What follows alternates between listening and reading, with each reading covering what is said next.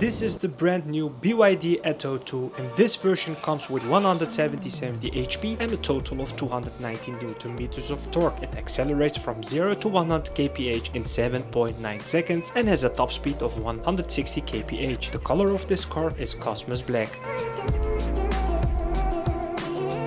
In the Netherlands, the Atto 2 is available in two versions, the Active and the Boost. And today guys, I'm driving in the Boost version, which starts at 33,000 euros. At the front we see a large BYD logo. This version comes with a 360-degree camera view, parking sensors and ADAS sensors. On the sides of the front bumpers there are air inlets that give the car a sportier look. The headlights are LED and below them you will find the sleek daytime running lights. So the Atto 2 comes standard with 70-inch alloy wheels wrapped in Hankook ION GT tires.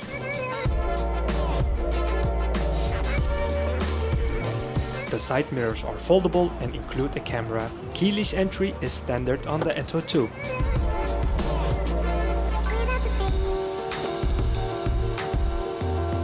The battery has a 45 kWh capacity with 11 kW AC charging and 65 kW DC fast charging. This means it can charge from 10% to 80% in about 37 minutes.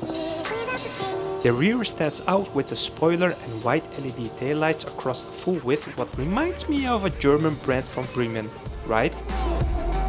Rear parking sensors are standard, a notable diffuser and of course a rear camera. So guys, unfortunately the tailgate isn't electric, but the trunk does offer 400 liters of space. There is also a lower compartment which is quite practical. And when the second row seats are folded down, you get a total of 1340 liters of space.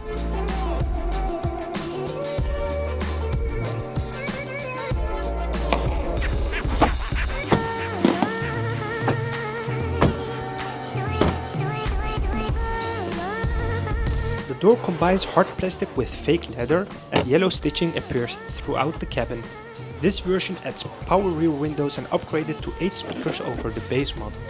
The seats in the back are made of fake leather. They don't have an armrest with cup holders and also lack heated seats. I'm 183 meters tall and I can fit my feet under the front seat with plenty of knee and headroom in the back. There are also 2 USB ports and a storage compartment for your belongings. There is a lot of space behind both front seats, perfect for the kids to stash their stuff. It also comes standard with a panoramic roof with a sunshade. The materials used in the front are the same as in the rear. There are buttons to control the window and mirrors, and the front seats are electrically adjustable. So compared to the base model, this steering wheel is heated, features physical buttons, always a plus, and the yellow stitching returns here as well. So guys, keyless entry isn't limited to the doors, the car also starts with the push of a button. This is the 8.H instrument cluster that displays all essential driving information. You can change the display using the buttons on the steering wheel. The infotainment system is 12.8 inches, supports Apple CarPlay and Android Auto, all wirelessly. Let's test whether we can navigate to Istanbul, including the necessary charging stops.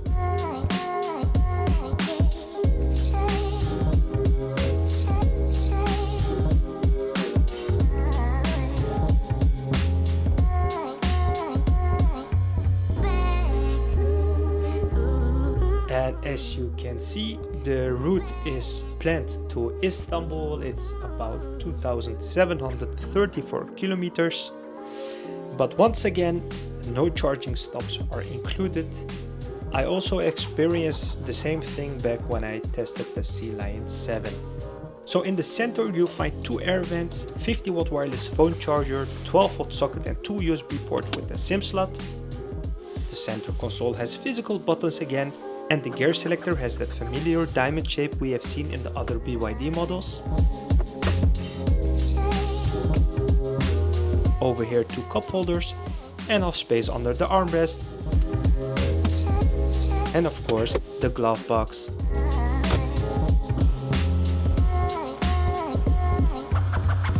I've got my trusty dB meter with me again, and let's see how quiet it is inside the cabin while we are standing still.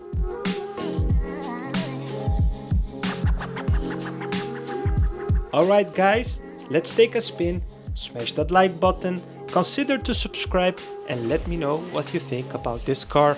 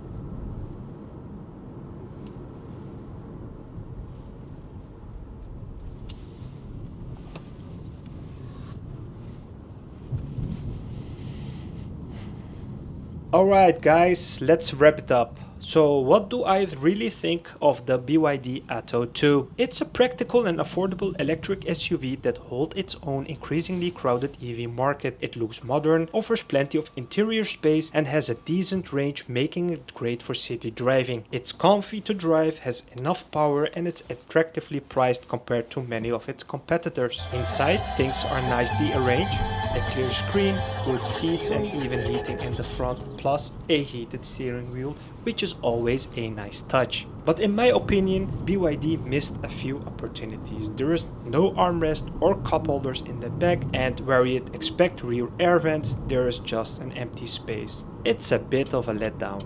The battery capacity is fine, but fast charging is really the weak spot. 65 kilowatt DC is really on the low side, and especially considering BYD is using its own blade battery technology.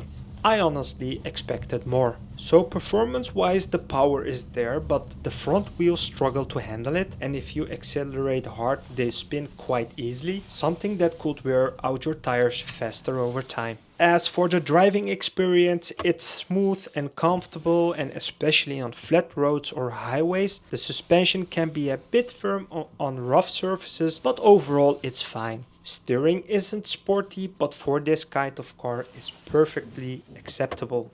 So all in all guys, the BYD Atto 2 is a solid, well-priced electric SUV. It's not a speed demon or a luxury ride, but it's spacious, dependable and definitely worth considering despite a few clear drawbacks. And what do you think about the Atto 2? Let me know in the comments below, and if you found this video helpful, give it a like and consider subscribing for more reviews and EV content like this, and I see you in the next one.